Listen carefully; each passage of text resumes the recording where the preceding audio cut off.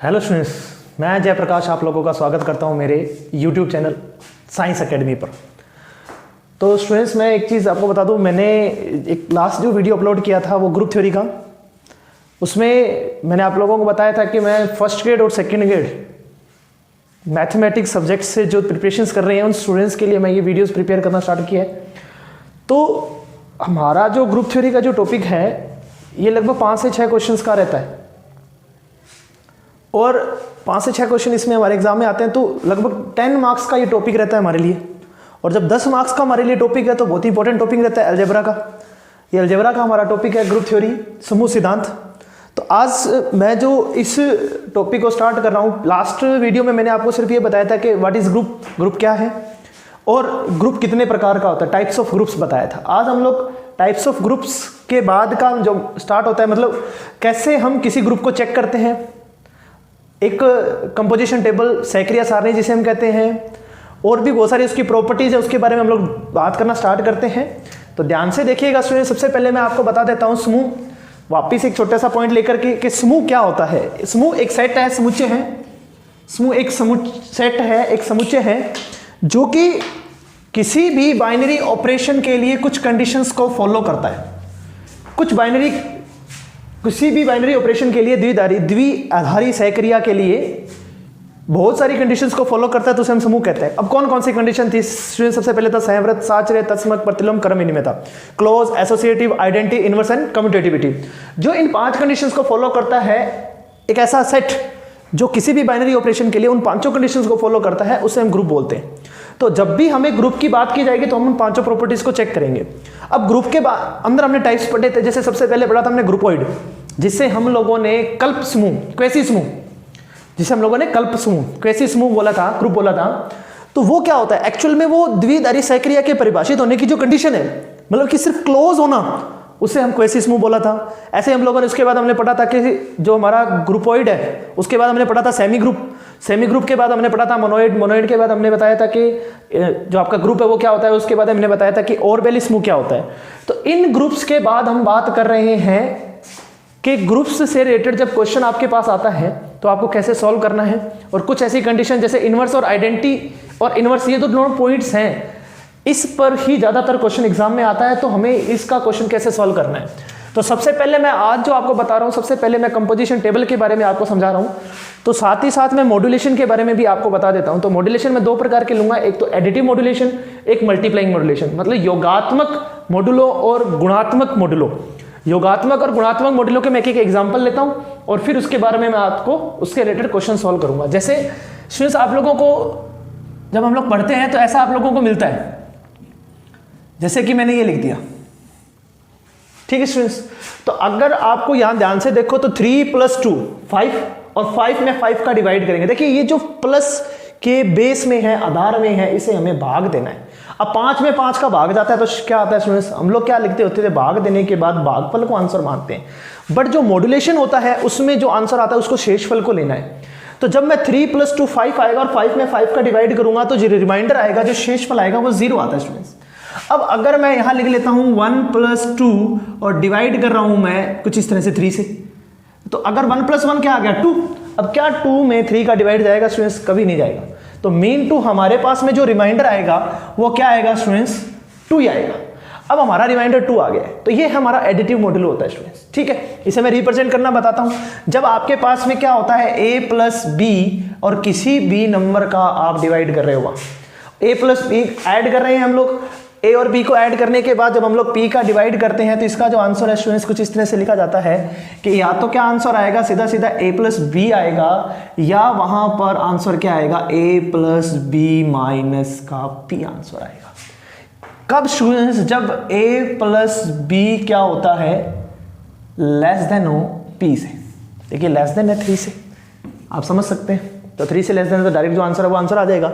और a + b - p कब आएगा स्टूडेंट? जब वो a + b जो है वो या तो ग्रेटर देन है या इक्वल है किसके, p के। तो जब एडिटिव मॉड्यूलो की बात आती है तो कुछ इस तरह से रिप्रेजेंट किया जाता है। कई बार क्या होता है, एडिटिव मॉड्यूलो के अंदर भी कुछ ऐसी कंडीशंस दे दी जाती हैं कि उसको फॉलो करने का एक अलग मेथड होता है। तो जरूरी नहीं होता है आपको एडिटिव मॉड्यूलो दे, आपको मल्टीप्लाइंग मॉड्यूलो या उसके अलावा भी बहुत सारे मॉड्यूलेशन बनाए जा सकते हैं या बनाए चाहते हैं, लेकिन वो हमारे लिए अभी यूज़ के नहीं है। हमारे को सिर्फ दो ही मॉड्यूलेशन देखने हैं, मल्टीप्लाइंग एंड एडिटिव। तो एडिटिव मॉड्यूलो के बाद में मैं आपको बात करता हूँ मल्टीप्लाइंग मॉड्यूलो। अब मल्टीप्लाइंग मॉड्यूलो के अंदर हम लोग क्या देखेंगे, जैसे कि 3 और 2। तो अब आप स्टूडेंट्स यहाँ देख लेंगे 3 2 6, 6 में 3 का पूरा पूरा divide 0, 3 cross 5 2, 6 reminder 1, 3 cross 5 4, 12 reminder 2। तो जो आंसर आता है वो स्टूडेंट्स अकॉर्डिंग टू 5 आता है। तो अब अगर इसे आप लोग मॉड्यूलेशन के फॉर्म में शो करते हैं तो कुछ आपको इस तरह से मिलेगा स्टूडेंट्स, क्रॉस पी बी है, तो यहाँ जो आंसर होगा वो या तो ए बी होगा या वो ए बी माइनस पी। लिखने को हम लोग यहाँ माइनस पी भी लिख सकते हैं और भी लिख सकते हैं, ठीक है स्टूडेंट्स। देखिए माइनस पी भी डिपेंड करता है वहाँ, ठीक है। तो यहाँ माइनस पी ये क्या आएगा स्टूडेंट, जब ए बी का मल्टीप्लाई लेस देन हो पी से, और ए भी का मल्टीप्लाई जब ग्रेटर देन एंड इक्वल हो किससे, पी से। तो ये आपको ध्यान रखना है, ठीक है स्टूडेंट्स, आपको उसको आंसर देना है। तो ये हमारा जो मॉड्यूलेशन का सिस्टम होता है वो रहता है। अब आगे देखिएगा स्टूडेंट्स कि हम इसे आगे कैसे सॉल्व करते हैं। कुछ और चीज़ें जो आपसे पूछी जाती हैं मॉड्यूलेशन के बाद, तो इसमें एक चीज़ हमारे आती है काम में, जो कंपोजिशन टेबल जिसे हम लोग बोलते हैं। अब कंपोजिशन टेबल क्या है स्टूडेंट्स और उसका यूज़ कैसे किया जाता है, तो उसके लिए मैं एक एग्जांपल लूँगा और उससे सब कुछ आपको क्लियर करता जाऊँगा। तो एग्जांपल में जो मैं ले रहा हूँ स्टूडेंट्स वो K4 group, Kline 4 group, K4। अब K4 ग्रुप कौन सा होता है स्टूडेंट्स, वो होता है E, A, B और C, कुछ इस तरह से। ये 4 एलिमेंट्स उसके अंदर होते हैं। इसी से मैं क्या करूँगा, आपको थोड़ा सा क्लाइन 4 ग्रुप के बारे में बता देता हूँ और कंपोजिशन टेबल भी साथ के साथ हो जाएगी। तो इसकी जो कंपोजिशन टेबल है कुछ इस तरह से बनती है स्टूडेंट्स, देखिएगा ध्यान से। टेबल मतलब टेबल ही होता है स्टूडेंट्स, ज़्यादा कोई डिफरेंस नहीं है, बस उसमें ऑपरेटर पर अकॉर्डिंग वो थोड़ा सा चेंज होता रहता है। तो देखिएगा ये है E, A, B और C, E, A, B और C, और ये हम लोगों ने यहाँ कोई भी ऑपरेटर लिख लिया। तो क्लाइन 4 ग्रुप के अंदर क्या होता है स्टूडेंट्स के ऑपरेटर पहले से डिफाइंड होता है। जो ये ई एलिमेंट होता है इसे हम लोग आइडेंटिटी एलिमेंट तत्समक अवयव बोलते हैं। अगर ये तत्समक अवयव है और इसे मैं किसी भी एलिमेंट से अगर ऑपरेट करूंगा तो वापस आंसर वही आएगा। तो ई का ई से करूंगा तो ई ऑपरेट, ई का ए से आंसर ए, यहाँ बी और यहाँ सी आता है, ठीक है स्टूडेंट्स। ऐसे ही सेम ए का ई से अप्लाई करते हैं तो ए आता है, बी का ई से अप्लाई करते हैं तो बी आएगा, सी का ई से अप्लाई करेंगे तो सी आएगा स्टूडेंट्स, ठीक है स्टूडेंट्स। अब बात ये आती है कि अगर ए को ए से अप्लाई करेंगे तो आंसर क्या आएगा। तो ए को ए से अप्लाई करेंगे तो आंसर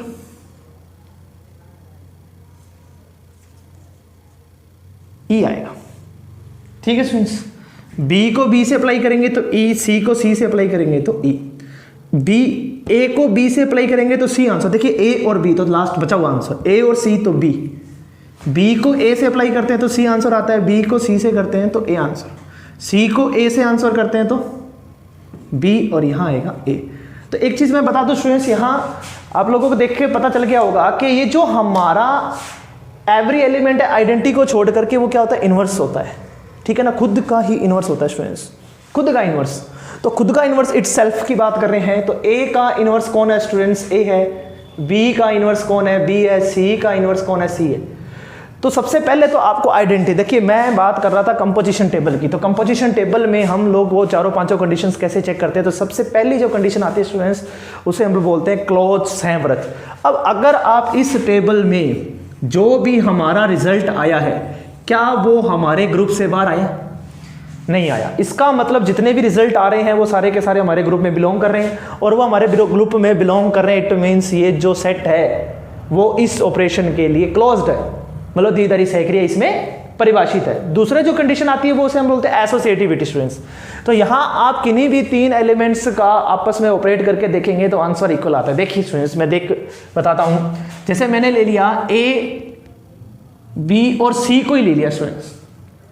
अब मैं अगर ए स्टार बी स्टार सी और ए स्टार बी स्टार सी को अप्लाई करता हूं तो मैं कुछ इस तरह से एसोसिएटिविटी चेक करूंगा स्टूडेंट्स। हम साहचर्यता की बात कर रहे हैं स्टूडेंट्स, साहचर्यता, एसोसिएटिविटी। तो एसोसिएटिविटी की बात कर रहे हैं स्टूडेंट्स, साहचर्यता की बात कर रहे हैं तो हमें इस तरह की कंडीशन लेनी पड़ेगी। तो जब मैं इसे चेक करूंगा स्टूडेंट्स तो क्या बनेगा, देखिए ए स्टार बी। तो अब आप यहां से देखिए ए और बी को अप्लाई किया तो आंसर क्या है स्टूडेंट्स, सी आया। और स्टार सी। फिर यहां बात करते हैं student B star c, B और सी को अप्लाई किया तो आंसर क्या है स्टूडेंट्स ए। तो ए स्टार ए आंसर इधर, तो सी का सी से अप्लाई, सी को सी से अप्लाई करेंगे तो ई आंसर आ रहा है और ये भी क्या आ रहा है। इसका मतलब कि इन तीनों एलिमेंट्स के लिए तो एसोसिएटिविटी को फॉलो कर ही रहा है। तो इसका ध्यान रखिएगा स्टूडेंट्स, तो ये जो हमारा क्लाइन फोर ग्रुप होता है ये एसोसिएटिविटी को फॉलो करता है। ये एक ऑर्बिटली समूह, ये एक समूह होता है, क्लाइन फोर ग्रुप बोलते हैं, इसीलिए को समूह बोलते हैं, नॉन एबेलियन ग्रुप। अब इनवर्स इसमें आ गया, कम्यूटेटिविटी ये फॉलो कर रहा है। अब सुनिएगा स्टूडेंट्स, एसोसिएटिविटी के बाद में हम लोग इन आइडेंटिटी की बात करते हैं। देखिए आइडेंटिटी जो कंपोजिशन टेबल है उसमें निकालने का एक मेथड होता है। क्या होता है स्टूडेंट्स, आप लोग अगर इस रो को देखो, ये हमारी मेन रो है, मेन रो मुख्य पंक्ति, और इसे हम बोलेंगे मेन कॉलम, मुख्य स्तंभ। तो मेन कॉलम और मुख्य रो, मेन रो को अगर आप देखते हो तो ऐसा का ऐसा एज इट इज कहां आ रहा है स्टूडेंट्स, यहां सेम ऐसी रो कौन सी बन रही है, ये वाली रो बन रही है। ये कौन से एलिमेंट के सामने स्टूडेंट्स, ई एलिमेंट के सामने। या मेन कॉलम को देख लो स्टूडेंट्स, वो भी किसके सामने, ई के। तो जिस एलिमेंट के सामने वो मेन रो या मेन कॉलम संगत समानुपाती कॉरस्पॉन्डिंगली इक्वल होती है, उस रो के, उस मेन रो के एलिमेंट को या मेन कॉलम के एलिमेंट को हम आइडेंटिटी बोलते हैं। तो हमारे लिए यहाँ आइडेंटिटी कौन रहेगा स्टूडेंट्स, ई रहेगा। तो हमारा जो तत्समक हो गया वो ई हो गया है। और अब आप ये बात जानते हो स्टूडेंट्स, जब हम लोग किन्हीं दो एलिमेंट्स को अप्लाई करते हैं और आंसर आइडेंटिटी आता है तो वो एलिमेंट्स जो होते हैं वो एक दूसरे के इनवर्स हम लोग बोलते हैं। तो वही सेम यहाँ जब ए को ए से अप्लाई किया तो आइडेंटिटी आया, बी को बी से अप्लाई किया, सी को सी से, तो इनवर्स आइडेंटिटी आ गया है हमारे पास में। तो इसका मतलब क्या होगा कि जो ए बी सी एलिमेंट है वो खुद ही के प्रतिलोम है, समय के प्रतिलोम है। और इसके बाद में हम लोग बात करते हैं स्टूडेंट्स क्रम विनिमयता की। लास्ट आता है कम्यूटेटिविटी, इनवर्स के बाद कम्यूटेटिविटी। तो कम्यूटेटिविटी का मतलब होता है ऑर्डर चेंज कर देना। देखिए स्टूडेंट्स, जब आप ए को बी से अप्लाई करते हैं या बी को ए से अप्लाई करते हैं तो क्या आंसर चेंज हो रहा है। देखिए स्टूडेंट्स, ए को बी से अप्लाई सी और बी को ए से अप्लाई सी, इसका मतलब ये कम्यूटेटिविटी को भी फॉलो करता है। तो जो K4 ग्रुप होता है वो एक ऑर्बिटली समूह होता है। मैंने पीछे गलती से ग्रुप बोल दिया था, वो एक ऑर्बिटली समूह होता है, एबेलियन ग्रुप होता है स्टूडेंट्स। तो वो पांचों कंडीशंस को फॉलो कर रहा है। तो इसीलिए जो K4 ग्रुप है जिसमें E A B C element होते हैं और उसकी जो कंपोजिशन टेबल होती है वो ये होती है, तो वो जो ग्रुप है वो क्या होगा, ऑर्बिटली समूह होता है। ठीक है स्टूडेंट्स, नेक्स्ट हम लोग देखते हैं एक और कंपोजिशन टेबल की मैं बात करता हूं, बना करके लेता हूं। एक ग्रुप लेते हैं और उसकी कंपोजिशन टेबल बनाते हैं और उसके बारे में डिस्कशन करते हैं। तो देखिएगा स्टूडेंट्स कि हमारे पास में मैंने कंपोजिशन टेबल बनाई है और मैंने जो ग्रुप लिया है G, उसमें एलिमेंट है 1 - 1 आयोटा और माइनस आयोटा, और ऑपरेटर कौन है स्टूडेंट्स, मल्टीप्लाई, गुणा है। और गुणा के लिए मैं यहां जब इस टेबल को बनाऊंगा तो हमारे पास ओवरऑल 4 एलिमेंट्स हैं स्टूडेंट्स। मल्टीप्लाई हमारा 1 - 1 आयोटा माइनस आयोटा, 1 - 1 आयोटा और माइनस आयोटा। ठीक है स्टूडेंट्स, अब इसको मल्टीप्लाई करते हैं। देखिए यहां कोई भी मॉड्यूलेशन नहीं लिया, डायरेक्ट मल्टीप्लाई है।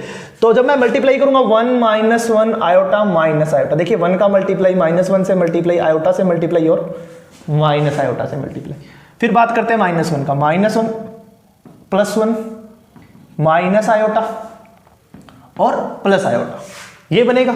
फिर आयोटा का मल्टीप्लाई करेंगे तो आयोटा माइनस आयोटा -1 +1, और लास्ट वाले को जब हम मल्टीप्लाई करेंगे तो माइनस आयोटा प्लस आयोटा, ये बनेगा 1 और यहां बनेगा -1। ठीक है स्टूडेंट्स, तो ये हमारे पास कंपोजिशन टेबल तो कंप्लीट हो गई है।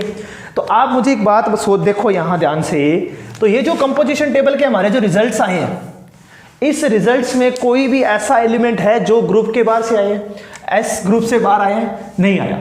तो अगर इस ग्रुप से बाहर ही नहीं आया तो इसका मतलब क्या हो गया कि ये जो ग्रुप है वो हमारे पास में क्लोज्ड है, संवृत है, क्लोज्ड है। अगर ये ग्रुप क्लोज्ड है तो एक कंडीशन फॉलो हो गई। सेकंड जो कंडीशन आती है उसे हम लोग बोलते हैं स्टूडेंट्स एसोसिएटिविटी, साहचर्यता। अब ये साहचर्यता को फॉलो करता है क्या स्टूडेंट्स, एसोसिएटिविटी को? तो एसोसिएटिविटी के लिए देखिए यहां ऑपरेटर कौन है, गुणा। अब गुणा जो ऑपरेटर होता है स्टूडेंट्स वो हमेशा साहचर्य होता है, हमेशा साहचर्य होता है, तो इसे चेक करने की जरूरत नहीं है क्योंकि ऑपरेटर कौन है, मल्टीप्लाई है, और मल्टीप्लाई हमेशा क्या होता है स्टूडेंट्स, साहचर्य होता है, तो एसोसिएटिविटी तो ये फॉलो कर रहे हैं।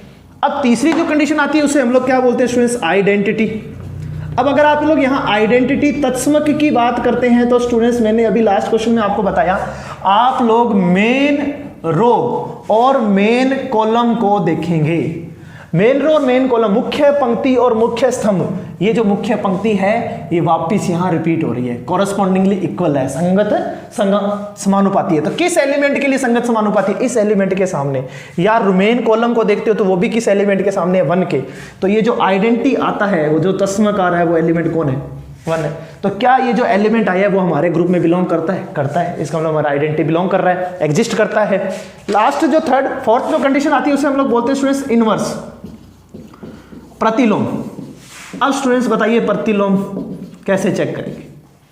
प्रतिलोम कैसे चेक करेंगे? देखिए स्टूडेंट्स, जब हम दो एलिमेंट्स को ऑपरेट करते हैं, सहक्रिया लगाते हैं, तो उसका आंसर इनवर्स आइडेंटिटी आना चाहिए। तो ए स्टार बी का आंसर अगर आइडेंटिटी आता है तो इसका मतलब ये एक दूसरे के इनवर्स है, या ए बी का इनवर्स अपन ये कह देते हैं। तो आप मुझे बताइए आइडेंटिटी कौन था? 1। तो 1 का इनवर्स 1, ठीक है। -1 को -1 से अप्लाई, फिर कौन आया? 1 आया। इसका मतलब क्या हो गया स्टूडेंट्स? इसका मतलब ये हो गया कि हमारा जो इनवर्स आ रहा है वो -1 का कौन है? -1 है। आयोटा का इनवर्स कौन है? आयोटा का मल्टीप्लाई किया माइनस आयोटा से, तो आयोटा का जो इनवर्स होगा स्टूडेंट्स उसे हम लोग माइनस आयोटा बोले, ठीक है। ये हमारा आइडेंटिटी आ रहा है और लास्ट आइडेंटिटी यहां बन रहा है, तो मतलब कि माइनस आयोटा का इनवर्स कौन होगा? आयोटा होगा। 1 का इनवर्स कौन है स्टूडेंट्स? 1 है, और -1 का इनवर्स जो है स्टूडेंट्स वो भी -1 ही है। अब बात ये आती है स्टूडेंट्स, मुझे एक बात बताइएगा, इनवर्स का मतलब आप ऐसे नहीं देंगे कि उसे रेसिप्रोकल कर दिया है। इनवर्स का मतलब ये है कि उनको जब हमने आपस में ऑपरेट किया है तो आंसर क्या आ रहा है? आइडेंटिटी आ रहा है, ठीक है स्टूडेंट्स। तो ये हमारा जो कंपोजिशन टेबल से रिलेटेड 2 क्वेश्चंस मैंने ले लिए हैं। नेक्स्ट वीडियो में मैं काफ़ी सारे क्वेश्चंस आप लोगों के लिए लेके आया हूँ, क्योंकि थोड़ा सा अभी एक बार मैंने स्टार्ट किया है तो थोड़ा कम टाइम दे रहा हूँ मैं, और जल्द ही वीडियोस के अंदर आपको काफ़ी बड़ी वीडियोस मिलना स्टार्ट हो जाएंगी।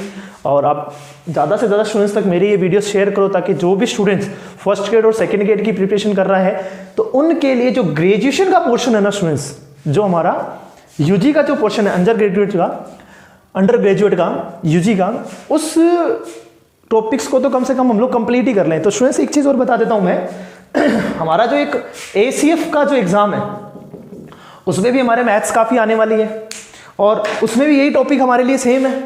तो आप लोग फर्स्ट ग्रेड हैं, सेकेंड ग्रेड या ACF की प्रिपरेशंस कर रहे हैं, तो आपको ये टॉपिक्स तो आने चाहिए। तो लगभग सारे जो ग्रेजुएशन के टॉपिक है वो मैं सारे आप लोगों को यूट्यूब पर, मेरे चैनल पर आपको मिलेंगे। जल्द से जल्द मैं इनको करवा रहा हूँ। साथ के साथ कुछ मैंने BSc के और 11th-12th के भी टॉपिक स्टार्ट किए हुए हैं स्टूडेंट्स, जो कि मैं अलग से चढ़ा रहा हूँ, अलग से वीडियोस दे रहा हूँ। तो आप लोगों को इसकी प्लेलिस्ट में तो नहीं मिलेगा फर्स्ट ग्रेड वाली की, फर्स्ट ग्रेड और सेकंड ग्रेड की जो प्लेलिस्ट होगी, लेकिन उसके लिए आपको अलग से जो प्लेलिस्ट मेरी बनाई हुई है मेरे यूट्यूब चैनल पर, उस पर आपको वो वीडियोज़ अवेलेबल होंगे। अभी ज़्यादा वीडियोज़ नहीं अपलोड हुए हैं स्टूडेंट्स, तो थोड़ा टाइम लगेगा, लेकिन जल्द ही आप लोगों को काफ़ी सारा मैटर मेरे यूट्यूब चैनल पर मिलेगा। ज़्यादा से ज़्यादा आप लोग मेरे इन वीडियोस को शेयर करो, लाइक्स करो, और मेरे चैनल को सब्सक्राइब करो स्टूडेंट्स। और जो भी स्टूडेंट मैथ्स से रिलेटेड है या मैथ्स की प्रिपरेशन कर रहा है, चाहे वो 11th में है, चाहे वो 12th में है, चाहे वो कॉम्पिटेटिव एग्जाम्स में है, मैं हर उस लेवल की वीडियोज़ को अपलोड करूँगा स्टूडेंट्स। तो आप ज़्यादा से ज़्यादा मेरे इन वीडियोज़ को लाइक और शेयर करो। Thank you.